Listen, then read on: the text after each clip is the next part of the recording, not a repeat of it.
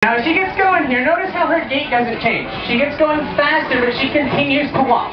Now elephants only have this one gait. They're not like a horse. They won't trot or gallop or run. But they can get going very quickly. They can actually cruise around 25 miles per hour.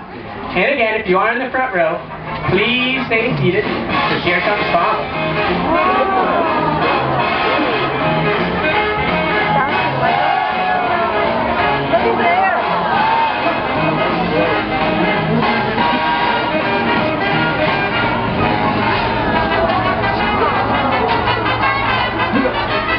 That's pretty good, but she's not quite done. She likes to finish this all off.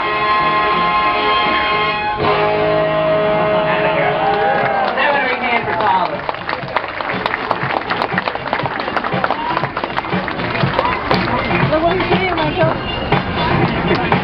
Here, puppy, make it up. How about a big hand, ladies and gentlemen, this is our 20